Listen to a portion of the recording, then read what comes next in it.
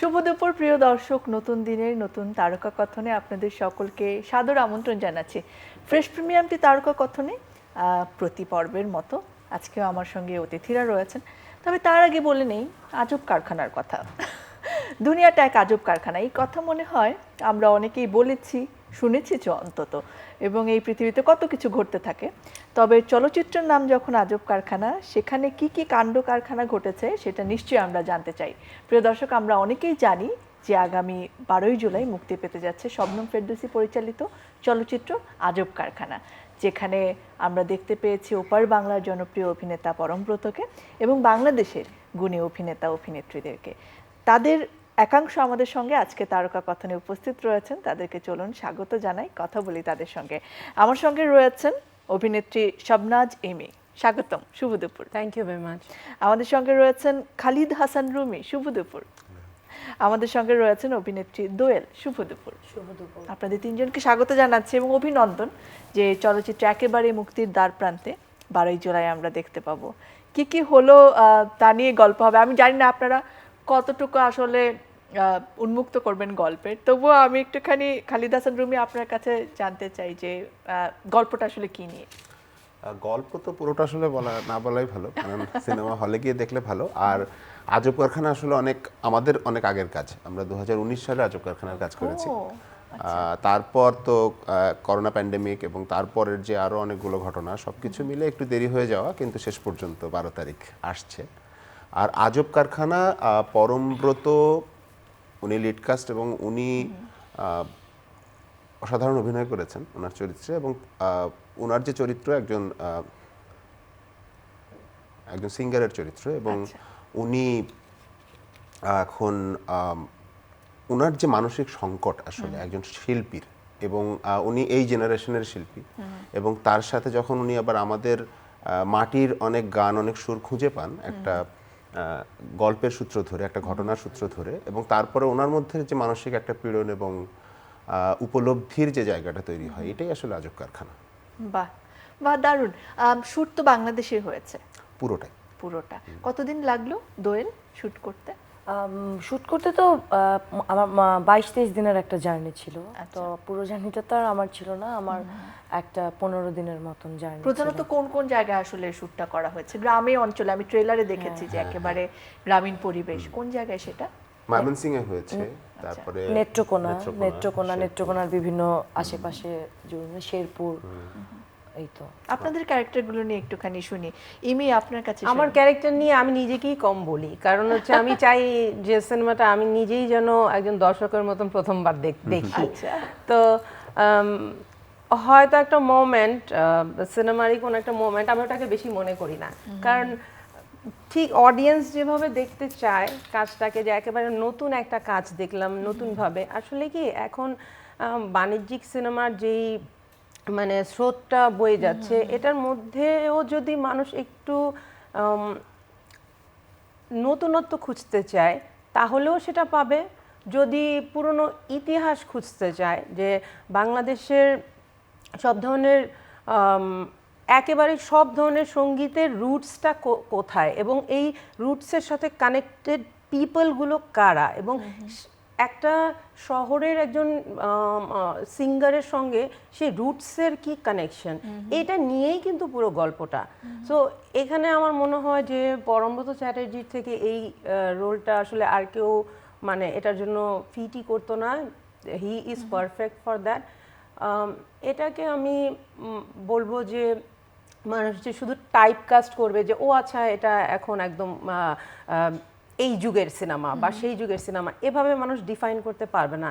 I think this is a masterpiece, this is already A classic, যেটা সব জেনারেশনের মানুষ এবং সব ধরনের মানুষ যদি বাংলাদেশের মিউজিক্যাল রুটস খুঁজতে যায় এবং সেটার সাথে কানেক্টেড একটা ঘটনা দেখতে যায়, সেটা দেখতে হলে আমার মনে হয় যে আজব কারখানা will be the first choice and perfect choice, যেখান থেকে এটা মানে আমাদের পর্যন্ত জেনারেশন কি আরও আমাদের পরবর্তী যত জেনারেশন অনগোয়িং রাইট নাও, তাদের জন্য দে শুড ওয়াচ দিস। তাহলে ওরা অনেক কিছু ডিসকভার করতে পারবে। ওদের যে মানে ওদের নিজস্ব যেই মিউজিক্যাল জার্নি, যারা মিউজিক্যাল পার্সন, তাদের জন্য নিজেদেরকে ডিসকভার করাটা অনেক ইজি হবে বলে আমি মনে করি। আজব কারখানা দিয়ে কি আসলে আপনিও নিজেকে একটুখানি অন্যভাবে ডিসকভার করেন? কারণ মডেল হিসেবে আপনি ভীষণ পরিচিত মুখ, চলচ্চিত্র কি এটা প্রথম? চলচ্চিত্র অবশ্যই এটা প্রথম, এবং চলচ্চিত্র তো আসলে শুধুমাত্র একটা চলচ্চিত্রে সুযোগ পেয়ে গেলাম করব ওইভাবে আমার মাথায় কখনো কাজ করেনি। আমি জানতাম যে মডেল হিসেবে আমার জায়গাটা কোথায়, এবং শুধুমাত্র মডেল হিসেবে জায়গাটা কিন্তু আমার পরিশ্রমের জন্যই না, এই দেশের অডিয়েন্সের জন্য আমার জায়গাটা, এবং এই মানে আমার ইন্ডাস্ট্রির যত সাপোর্টিং মানুষজন তারা কিন্তু তাদের লাভ এবং রেসপেক্ট এবং সাপোর্ট দিয়ে আজকে আমাকে বানিয়েছে। সো তাদের প্রতি আমার একটা রেসপন্সিবিলিটি আছে। আমি সবসময় চাইতাম যে তারা যখন আমার ফার্স্ট বিগ স্ক্রিনের ইন্ট্রোডাকশনের কথা বলবে যাতে তারাও প্রাউড ফিল করে। So it is a film like that যেখানে আমার মনে হয় যে I can respect myself fully, যে এটা আমার প্রথম সিনেমার কাজ এবং প্রথম বড় পর্দায় অভিষেক। সো ওখান থেকে আমি বলবো যে আমি 100% ফুলফিল। বাহ, কংগ্রাচুলেশনস এবং Thank বেস্ট you. উইশেস। আরও নিশ্চয়ই আপনাকে আমরা দেখতে পারবো বড় পর্দায়। আমি একটু রুমি আপনার কাছে আসি, আপনার ক্যারেক্টার নিয়েও কি এরকম ধোঁয়াশাতেই রাখবেন নাকি একটুখানি হ্যাঁ, একটু বলবেন? ধোঁয়াশা তো থাকাই ভালো। তবে আজব কারখানা নিয়ে একটা কথা আমি একটু বলতে চাই, সেটা হচ্ছে আজব কারখানা ইমি আপু যেটা বলছিলেন আরো একটা জিনিস করবে, সেটা হচ্ছে আমাদের একদম ওই যে শেকড়ের গানগুলো অরিজিন গানটা থাকবে, একদম ওখানকার যে বাউল তাদের মুখে গাওয়া, খালি গলায় গাওয়া, তাদের আমরা ইনস্ট্রুমেন্ট। এর অনেকগুলো গান আসলে আমরা দেখেছি হ্যাঁ হ্যাঁ, ইতিমধ্যে এই যে social যে গানটা media-তে। পুবালি বাতাসে এখন ভাসছে আমাদের পুরো ওয়েব জুড়ে, তো এই গানটা অদ্ভুত একটা মাদকতা তৈরি করে। আমরা ফিউশন শুনি এখন অনেকভাবেই, আমরা গানের ফিউশন শুনছি, কিন্তু অরিজিনাল রুটসটা এইটা একটা দর্শক সিনেমা হলে বসে সে এক্সপেরিয়েন্স করতে পারবে, এটা একটা বিরাট ব্যাপার আমার কাছে মনে হচ্ছে। আর আমার যে চরিত্রটা, এই চরিত্রটা আসলে পরমব্রতর যে চরিত্রটা, ওটার সাথে পুরোপুরি আমরা সবাই যুক্ত, কারণ ওকে নিয়ে যেহেতু গল্প, কিন্তু আমি একটু যুক্ত অন্যভাবে, সেটা স্ক্রিনেই দেখা যাবে, এখন না বলাই ভালো। তবে চরিত্রটা করতে আমি খুব মজা পেয়েছি, এবং শবনম আপার এটা প্রথম ডেবু ফিল্ম আর কি, সিনেমা আজব কারখানা। তো শবনম আপা যখন বলেছিলেন ক্যারেক্টারটা, তখন বলছে যে আপনি কিন্তু একমাত্র লুসিফার আমাদের, একরকম, শুধু এতটুকু আমি বলতে পারি। তো সেই লুসিফারিজম কতটুকু হয়েছে অন স্ক্রিন সেটা আসলে ওখানেই বোঝা যাবে। হ্যাঁ, আমরা অপেক্ষায় আছি আসলে। আর শিল্পীকে নিয়ে যখন সিনেমাটা এবং গানকেও দারুণভাবে এখানে তুলে আনা হয়েছে, একেবারে শেকড়ের গানগুলোকেও, এবং যিনি গান গাইছেন তিনি সত্যিকারের বাউল, একদম সত্যিকার শিল্পী, একদম। এটাই মজা যে এই সিনেমাটা আসলে প্রত্যেকটা বাউলের ঘরের দোর পর্যন্ত গেছে, সিনেমাটা গেছে, এবং সিনেমা ওখান থেকে গানটা উঠিয়ে এনেছে। তো এই অরিজিনিটিটা আসলে আমার মনে হয় না কোনো জায়গায় পাওয়া যায়। একদম এটাই মাটির ইমি আপা গন্ধটা বলছিলেন। তুলে এই আনার জন্যই জন্য- বলছিলাম যে এই জেনারেশন, হয়তো আমার ছোট ভাই he is a musician, his 20, he is a musician, ও একটা গান ক্রিয়েট করে, রিক্রিয়েট করে, কিন্তু হয়তো এক্স্যাক্টলি জানেই না যে এটা কোত্থেকে এসেছে এবং এক্স্যাক্টলি এটার সিঙ্গার কে, কে এই গানটা ক্রিয়েট করেছে, কে এটাকে ফার্স্ট টিউন দিয়েছে, কে এটাকে ফার্স্ট ভয়েস করেছে, এটা জানেই না। সো আমার মনে হয় যে নিউ জেনারেশনস বা এভরি কাইন্ড অফ জেনারেশনস, বড় থেকে শুরু করে ছোট পর্যন্ত, আমার মনে হয় ওরা নতুন একটা বিষয় ডিসকভার করতে পারবে। যারা মিউজিকের সাথে ইনক্লুডেড, মিউজিকের সাথে যারা ইনক্লুডেড না, তারাও নতুন ভাবে মিউজিক ডিসকভার করতে মানে পারবে। গানটা কিন্তু এখন আমাদের কাছে অনেক বেশি তো আসলে একটা অর্ডার, আমাকে একটা গান বানাতে বলে দেওয়া হয় একজন কম্পোজারকে, তিনি বানানো শুরু করেন, কিন্তু রুটের যে শিল্পীরা তাদের গানটা তো আসলে আসে, তারা তো গানটা বানায় না, তাদের গানটা ওটা তো তাদের ওই automatically কৃষিকাজ আর কি করতে করতে, তাদের create গৃহস্থালির হওয়া কাজ ওদের, করতে করতে, তার জীবিকার কাজ করতে করতে জীবন তার একটা গান চলে আসে। উপলব্ধি থেকে হ্যাঁ, আসলে তো উঠে ওটা আসা যখন গান। ওখানে বসে শোনা হয়, সেটা আমরা যখন দেখছিলাম, আমরা গুজবাম্প হচ্ছিল আমাদের, যে এত অদ্ভুত ফিলিং ওই জায়গাটা আসলে। আমরা তো সবসময় তাদের কাছে পৌঁছাতে পারি না আসলে। একটু দোয়েলের সাথে কথা বলি, হাউ দ্য এক্সপেরিয়েন্স? হ্যাঁ, এক্সপিরিয়েন্স তো খুবই ভালো। এখানে আমার দুইটা নতুন নতুন এক্সপিরিয়েন্স হয়েছে, যেটা হচ্ছে গিয়ে ধরেন থাকে না যখন আমরা আমাদের নিজেদের ছবিগুলো দেখা বাদেও, যেহেতু আমরা আমাদের ছবি রিলেটেড অনেক কথা আমাদের সিনিয়রদের কাছে শুনলাম, তো ওখান থেকে একটু বেরোয় এসে যদি বলি যে আমার জন্য একদমই নতুন এক্সপিরিয়েন্স, সেটা হচ্ছে যখন অনেক রকম ছবি দেখতে দেখতে আমরা বলি না যে আচ্ছা চরিত্রের নাম কি, বা চরিত্রের হ্যাশট্যাগ যখন দেই, কারণ এটা আমি লাস্ট 2-3 দিন ধরে ফেস করছি বা সবাই বলছে, তো আমার তো চরিত্রটার নামই এখানে দোয়েল। তো এটা আমার জন্য একদমই খুবই একটা নতুন এক্সপিরিয়েন্স।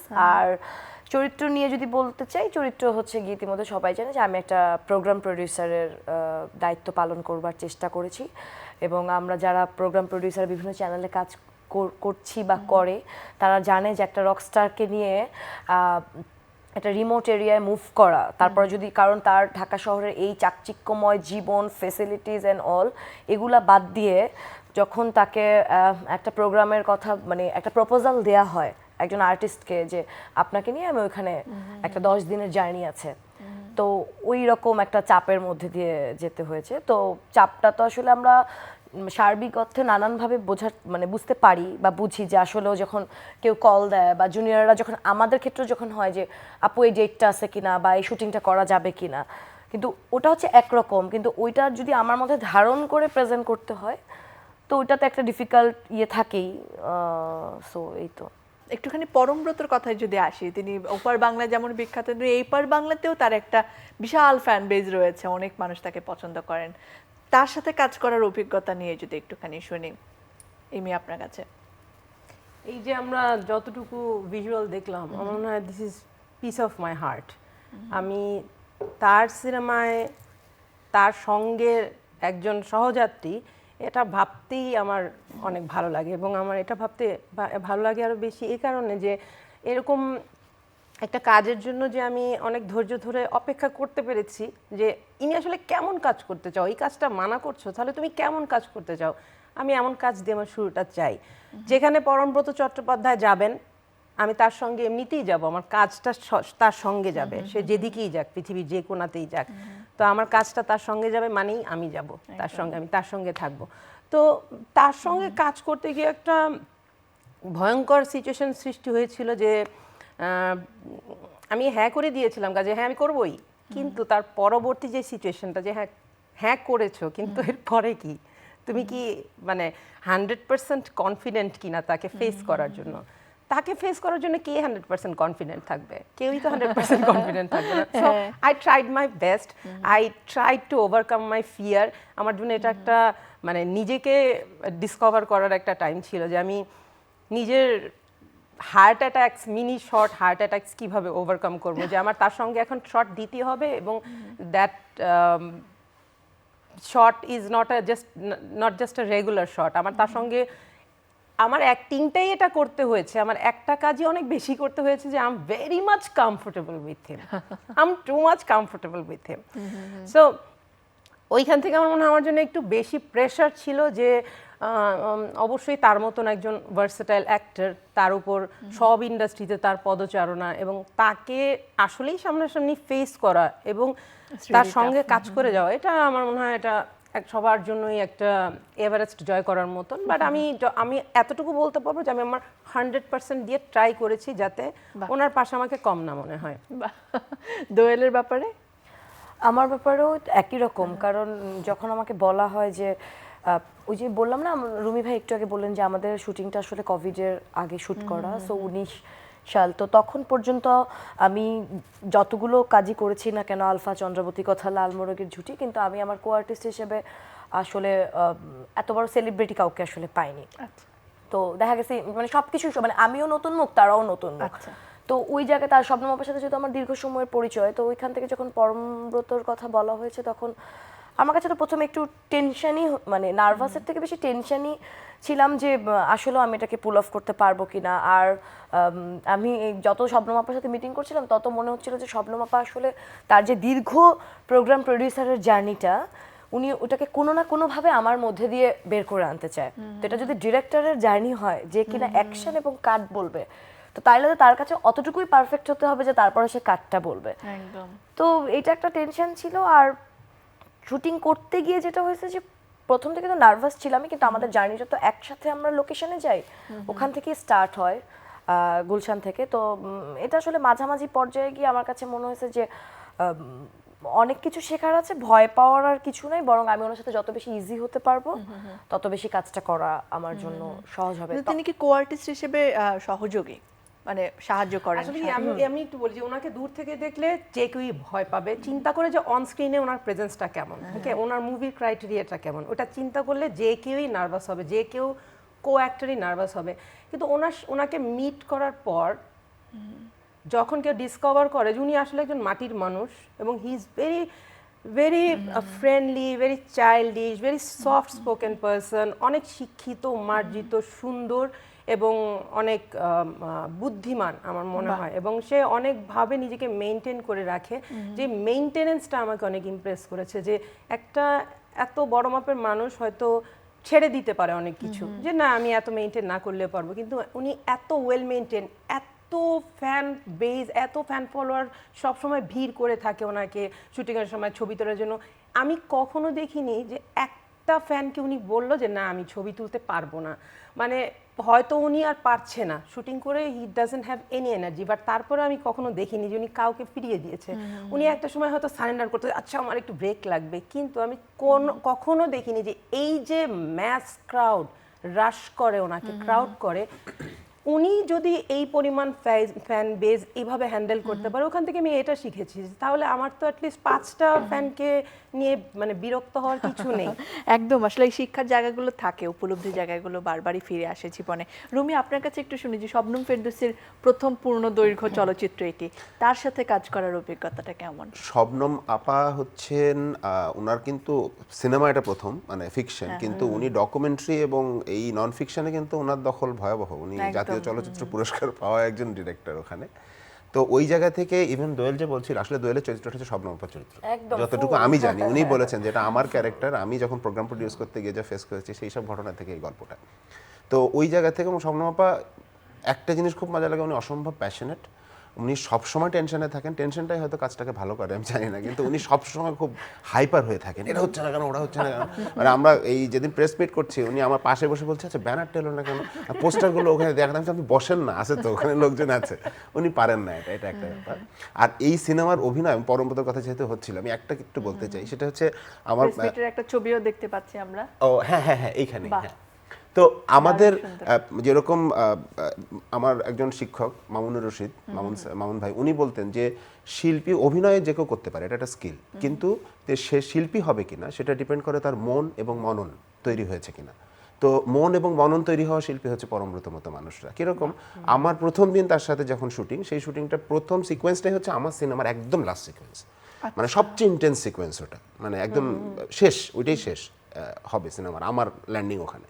তো প্রথম কোনো সিকোয়েন্স না করে, তাও পরমব্রত মতন একজন অভিনেতার সাথে স্ক্রিন শেয়ার করা, সামনাসামনি দাঁড়িয়ে সে শেষ সিকোয়েন্সটা, এবং সেটা হচ্ছে সবচেয়ে ইন্টেন্স ডেলিভারি ওখানে, তাই না? তো আমি খুব নার্ভাস ছিলাম, সবসময় আমি আপনি এটা কেন করলেন না, আমাকে অন্য একটা সিকোয়েন্স দিতে পারতেন। তারপরে দাঁড়ালাম যখন, সিকোয়েন্সটা খুব দ্রুত হয়ে গেল, ছাদে ছিল, রুফটপে ছিল, শেষ হলো, শেষ হওয়ার সাথে সাথেই উনি যে কাজটা করলেন, উনি খুব দ্রুত আমার দিকে ঘুরে বললেন অসাধারণ, আমার খুব ভালো লেগেছে আপনার সাথে কাজ করে।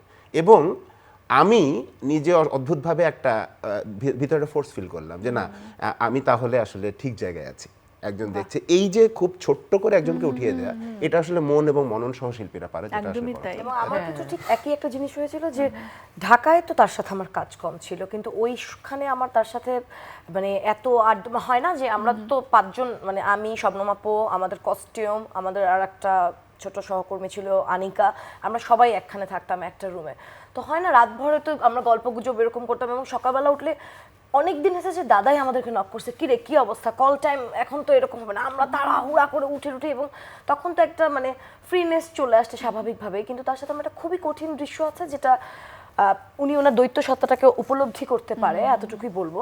তো আমি বারবার দাদাকে শুটিং শেষ হয়ে যাওয়ার পর বলতাম, এই সিনটা যেদিন করব সেদিন কিন্তু আমি সকাল থেকে কোনো কথা বলবো না তোমার সাথে, আমাকে ইউনিটের কেউ দেখবে না। বলছে হ্যাঁ হ্যাঁ হয়ে যাবে, সেদিন তুই থাকিসই নি, বাসে থেকে ফোন দিস, ভিডিও কলে শুটিংটা হয়ে যাবে, এভাবে বলতো। তো একদিন আমাকে শবনম আপা এরকম ডাক দিয়েছে যে আজকে এই সিনটা হবে একটা হাউসে, সিনের কথা বলি না, আজকে তুমি আসো। সবাই রেডি হচ্ছে, আমিও কোনো এরকম, হঠাৎ দেখি কি যে মানে মানে চারিদিকের এনভায়রনমেন্ট দেখে যে এখনই এই সিনটা, সেই সিন। তো আমি তো মানে এত চিন্তা ভাবনা করার কিছু নেই, আমরা যাই বসি, গল্প টল্প করি, সময় আছে, এটা একটা হয়তো টেক হবে, হলেও হতে পারে না হলেও নয়। তারপরে এরকম আমি দেখলাম যে মানে দাদা এতটা সাপোর্টিভ, কারণ শবনম আপাকে তো কিছুটা হলো, যেমন বড় আপা যেমন, আবার ভয়ও তো পাই, আবার একসাথে থাকতে থাকতে কিন্তু একটা হয় না যে এখন আবার কি বলবে, তখন আবার কি বলবে, এরকম একটা বিষয়। হঠাৎ বলছে কাউকে কোনো লাগবে না, ওর মেকআপ টেকআপ অমুক তমুক সব কিছুই মোটামুটি ঠিক আছে, খালি দেখ কন্টিনিউটি ঠিক আছে কিনা। তো কন্টিনিউটি ঠিক আছে, আমি দেখলাম 15 মিনিটের মধ্যে মানে একটা বিশাল সেন, এটা শেষ। এবং তারপর বললো এবার বাসায় যেয়ে একদম মানে ফ্রেশ হয়ে ঘুমায় যা। আমি বলছি মানে, বলে হ্যাঁ এটা শেষ, এই তো হলো না, এটা কি হলো, এটা কি জাদু মন্ত্র এরকম কিছু, মানে উনি না এত নর্মাল ভাবে বলছে কথাটা। সো এটা না একটা আমার মতো নতুন মানুষের জন্য, যারা কিনা আসলে যে একটার পর একটা হয় না যে ওভারকাম করে যেতে চায়, রুমি ভাইরা ধরেন তারপরেও চিনি কিছুটা হলো ব্যাক স্টেজে বলতে পারি বা একটা আবদারের জায়গা থেকে। উনি তো নতুন মানুষের আবদারের ইয়েটাও থাকে না, মানে অন্য একটা ভীতি। কিন্তু উনি নিজেই সেটা ক্রিয়েট খুবই করেছেন। খুবই এইভাবে এনভায়রনমেন্টটা তৈরি করে। বাহ, একজন সহশিল্পী এমন হলে আসলে কাজটা অনেক সহজ অনেক হয়ে সহজ। আমাদের হয়েছে। ইউনিটে আমি যে কদিন কাজ করেছি তাকে কখনো দেখিনি যে শিডিউল নিয়ে মানে আসার ঝামেলা, যে বললো যে অন্যদেরকে ডেকে রেডি করে, এটা একটা বিরাট প্রফেশনালিজম যেটা আমি বাংলাদেশে সবসময় সবার মানে শেখা উচিত। সবকিছুতেই আমি শিখেছি। মানে হ্যাঁ বলার চেষ্টা করে, মানে না বলে না উনি। মানে প্রোডিউসার ডিরেক্টর যাই চাক, কো অ্যাক্টরের যেই সাপোর্টই লাগুক, উনি ওটার জন্য সবসময় মানে পজিটিভ থাকে। উনি ওটা থেকে সাপোর্ট করে এবং ওটাকে হেল্প করে যাতে ইট কামস আউট। আর এই ধরনের কোয়ার্টিস্ট আসলে একটা সময় গিয়ে শিক্ষক হয়ে ওঠে, এটা একটা সুবিধা। তার হ্যাঁ, কাছ আমি থেকে ওনার অনেক সাথে কিছু কাজ শেখা করতে যায়। গিয়ে আমি ওনার আরো বেশি ফ্যান একটা হয়ে বড় গেছি এই সুবিধা। কারণে যে উনি এত ইমপ্রেসিভ কিভাবে, আর এত ফ্লেক্সিবল কিভাবে, এত মানে সুইট সফট কিভাবে। বাহ, দারুণ। আর 12ই জুলাই আসছে, আর মাত্র কটা দিন, এবং তখনই বড় পর্দায় আপনারা নিজেদের দেখবেন, আমরা সকলে আপনাদেরকে দেখবো। চ্যানেল আই পরিবারের পক্ষ থেকে আজব কারখানাকে অনেক অনেক শুভকামনা জানাচ্ছি, এবং আমার যারা দর্শক রয়েছেন তারকা কথনে, তারা নিশ্চয়ই 12ই জুলাই দেখতে যাবেন আজব কারখানা সিনেমা হলে। আপনাদেরকে অনেক ধন্যবাদ জানাচ্ছি আজকে সময় দেওয়ার জন্য। আপনাদের জন্য একটু উপহার রয়েছে পাঠক সমাবেশের পক্ষ থেকে বই। Thank you, thank you. Thank you, অনেক অনেক শুভকামনা জানাচ্ছি। এবং প্রিয় দর্শক, আপনারা যারা সঙ্গে ছিলেন এতক্ষণ, অনেক ধন্যবাদ জানাচ্ছি। নিশ্চয়ই সিনেমা হলে গিয়ে আজব কারখানা দেখবেন বাংলাদেশের অন্যান্য সিনেমা, এবং এভাবেই আমরা সকলে মিলে এগিয়ে যাব সেই প্রত্যাশা রেখে আজকের তারকা কথন থেকে বিদায় নিচ্ছি।